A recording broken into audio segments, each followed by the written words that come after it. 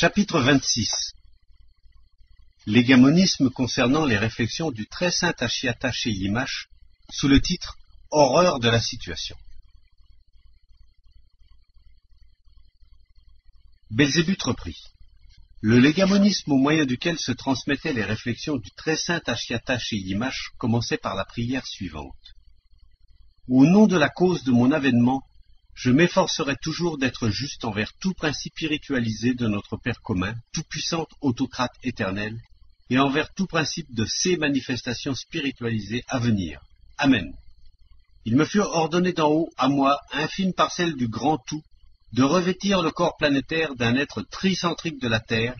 afin d'aider tous les autres êtres qui apparaissent et existent sur cette planète à s'affranchir des conséquences des propriétés de l'organe qui, pour de hautes et graves raisons, fut greffé dans la présence de leurs ancêtres. Les individuums sacrés qui furent avant moi spécialement réalisés d'en haut à cette intention, tentèrent tous, pour atteindre ce même but,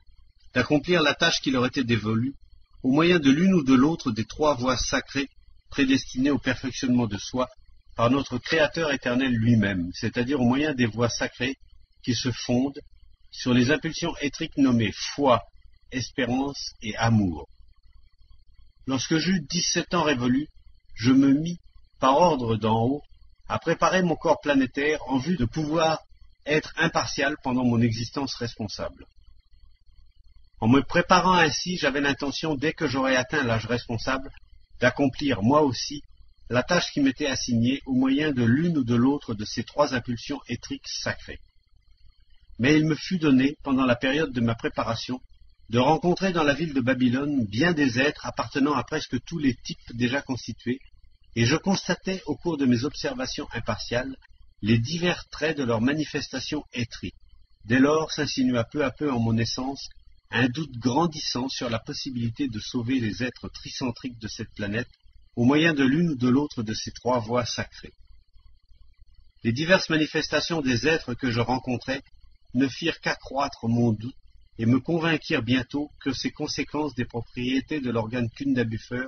en se transmettant par hérédité à travers une longue suite de générations, s'étaient si bien cristallisées en leur présence qu'elles constituaient désormais chez les êtres contemporains comme des parties légitimes de leur essence, de sorte qu'aujourd'hui ces conséquences cristallisées de l'organe Kunda-Buffer sont pour leur présence générale comme une nature dans leur nature.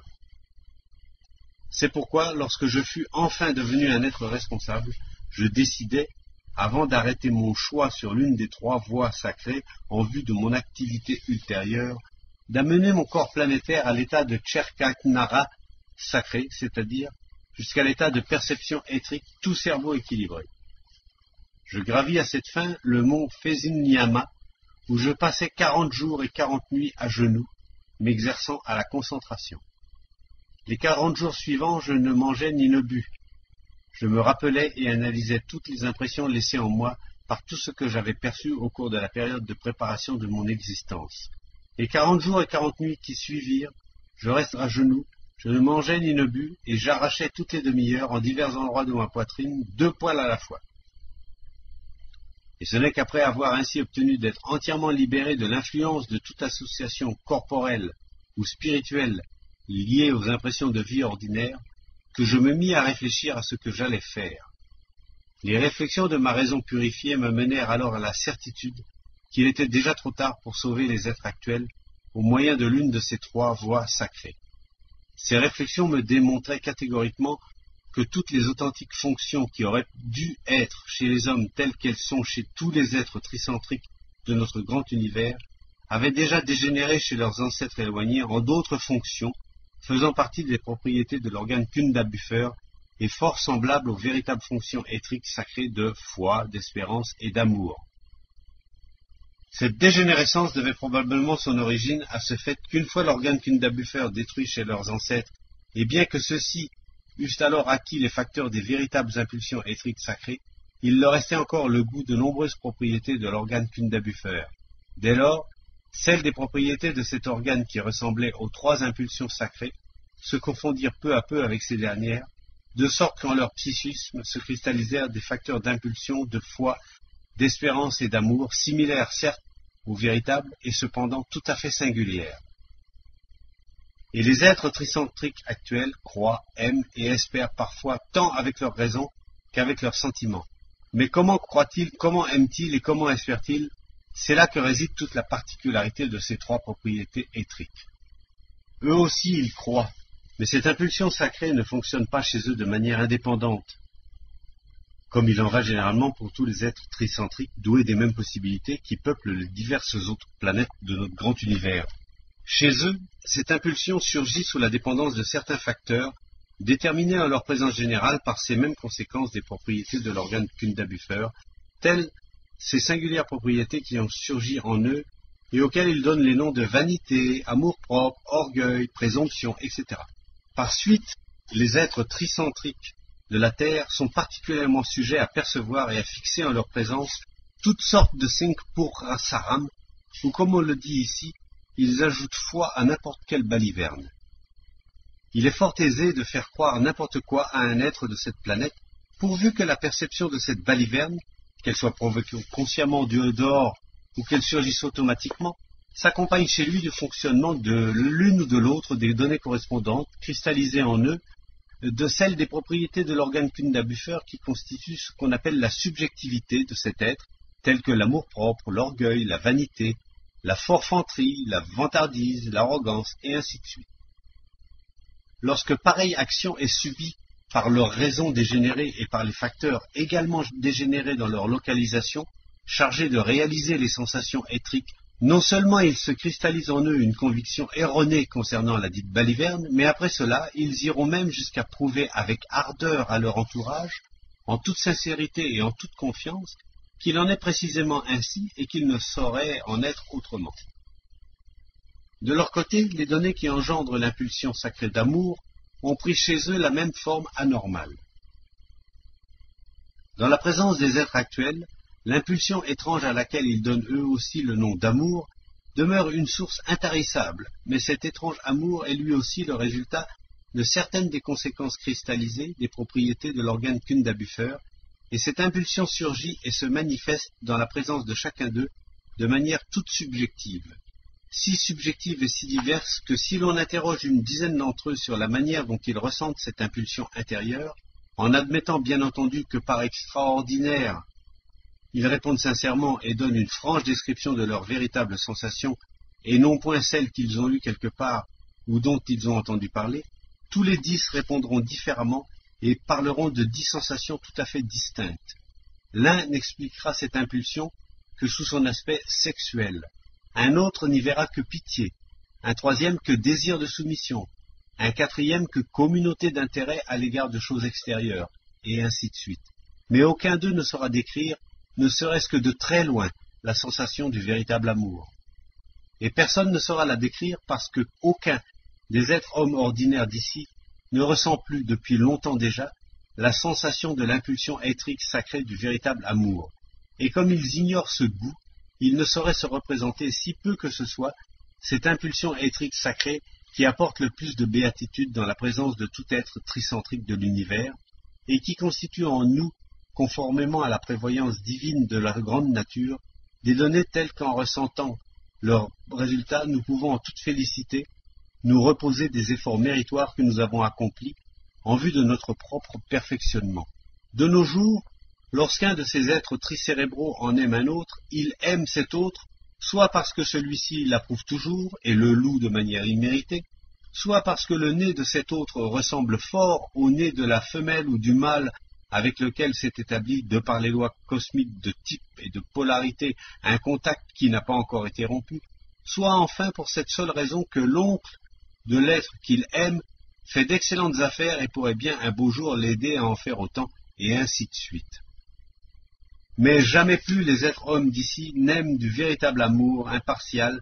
et non égoïste. Aussi, grâce à cette sorte d'amour des êtres contemporains, les prédispositions héréditaires à la cristallisation des conséquences des propriétés de l'organe Kunda-Buffer s'exercent-elles aujourd'hui sans encombre et se fixent-elles définitivement en leur nature dont elles deviennent partie intégrante. Quant à la troisième impulsion éthrique sacrée, l'espérance de l'essence, son sort est encore pire que celui des deux premières, dans la présence des êtres tricentriques d'ici. Non seulement cette impulsion éthrique s'est définitivement adaptée en eux sous une forme dénaturée, à tout ce que contient leur présence, mais l'étrange et funeste espérance nouvellement formée en eux, qui s'est substituée à l'impulsion éthrique d'espérance sacrée, est aujourd'hui l'obstacle principal qui les empêche d'acquérir des facteurs pour le fonctionnement des véritables impulsions éthriques de foi, d'espérance et d'amour. Du fait de cette anormale espérance, nouvellement formée, ils espèrent toujours quelque chose, ce qui paralyse constamment toutes les possibilités qui apparaissent en eux, qu'elles soient provoquées du dehors à dessein ou surgissent par hasard d'elles-mêmes, et ce qui aurait peut-être encore pu détruire la prédisposition héréditaire de leur présence à la cristallisation des conséquences des propriétés de l'organe Kunda Buffer. Une fois revenu du mont Fezuniyama dans la ville de Babylone, j'y poursuivis mes observations en vue de découvrir quelque autre moyen d'apporter une aide à ces malheureux. Je consacrai une année entière à des observations spéciales sur toutes leurs manifestations et perceptions, et je me convainquis catégoriquement au cours de cette période que, d'une part, chez les êtres de cette planète, les facteurs qui auraient dû engendrer en leur présence des impulsions électriques sacrées de foi, d'espérance et d'amour étaient déjà complètement dégénérés, mais que d'autre part le facteur devant engendrer l'impulsion électrique sur laquelle se fonde en général tout le psychisme des êtres de système tricérébral, impulsion existant sous le nom de conscience morale objective, n'était pas encore atrophié et demeurait en leur présence presque dans son état primitif. En raison des conditions anormalement établies d'existence extérieure ordinaire, ce facteur pénétrant peu à peu jusque dans les profondeurs de celui de leur conscient qu'ils nomment ici le subconscient, ne prend de ce fait aucune part au fonctionnement de leur conscient ordinaire. Et je compris alors incontestablement, avec toutes les parties perspicaces qui constituent mon moi intégral, que seule une participation de ce facteur éthrique, encore intact en leur présence, au fonctionnement général du conscient sous la direction duquel ils passent, ce qu'on appelle ici leur existence de veille journalière, permettrait de sauver les êtres tricérébraux actuels d'ici des conséquences des propriétés de l'organe qui fut à dessein greffé à leurs premiers ancêtres. Mes réflexions ultérieures me confirmèrent que pareil but ne pourrait être atteint que si leur existence éthrique ordinaire s'écoulait pendant longtemps et en des conditions qui auraient été prévues de manière adéquate. Lorsque tout cela se fut entièrement transmué en moi, je résolus de me vouer dès lors exclusivement à la création de conditions grâce auxquelles le fonctionnement de la conscience morale sacrée, restée intacte en leur subconscient, puisse participer peu à peu au fonctionnement de leur conscient ordinaire. Que la bénédiction de notre tout-puissant Créateur, éternel, profondément aimant, Père uniétrique commun, s'étende sur ma résolution. Amen. Ainsi finissait le légamonisme consacré aux réflexions du très saint et incomparable Ashiata chez Yimash, sous le titre « Horreur de la situation ». Or, mon enfant, lorsque je pris connaissance en détail pour la première fois, au début de ma dernière descente en personne à la surface de ta planète, du légamonisme dont je viens de te parler, je m'intéressais tout de suite aux déductions de ce futur très haut et très saint individuum cosmique général, Ashiata chez Yimash. Et comme il n'existait point là-bas d'autre légamonisme ni aucune autre source d'information sur sa très sainte activité ultérieure parmi tes favoris, je résolus de me livrer à des recherches détaillées, voulant absolument savoir quelles mesures il avait prises et comment il les avait réalisées par la suite, en vue d'aider ces malheureux à se libérer des conséquences transmises par hérédité des propriétés du si funeste organe Kunda Buffer. Aussi, pendant mon dernier séjour personnel à la surface de ta planète, considérais-je comme l'une de mes tâches principales la recherche détaillée et l'élucidation de la très sainte activité ultérieure de l'amant de l'essence, le grand, aujourd'hui très haut et très saint individuum cosmique général, Ashiata chez Yimash. Quant à la table de commandement, restée par hasard intacte depuis le temps de la très sainte activité du grand Ashiata chez Yimash, et qui constitue encore actuellement la principale relique de la confrérie d'êtres initiés de là-bas portant le nom de frère Olbogmek,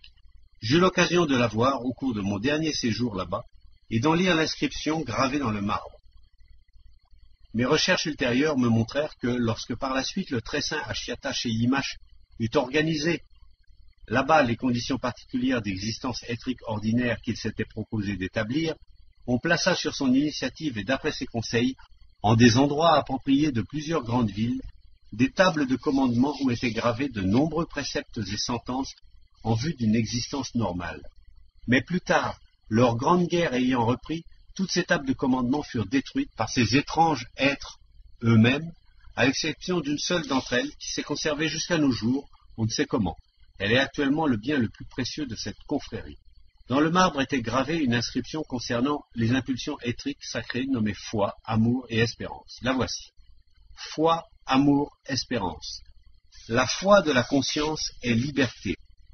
La foi du sentiment est faiblesse. La foi du corps est bêtise. L'amour de la conscience provoque le même en réponse. L'amour du sentiment provoque le contraire. L'amour du corps ne dépend que du type et de la polarité. L'espérance de la conscience est force.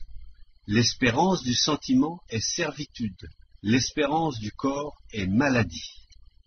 Avant de te parler davantage de l'activité du très saint Achiatashi Yimash pour le bien de tes favoris, je dois t'expliquer en détail l'impulsion intérieure qu'il nomme espérance, car la destinée de celle-ci, comme il l'avait remarqué, était encore pire que celle des deux premières. Et les observations et recherches ultérieures que j'ai moi-même spécialement poursuivies sur cette étrange impulsion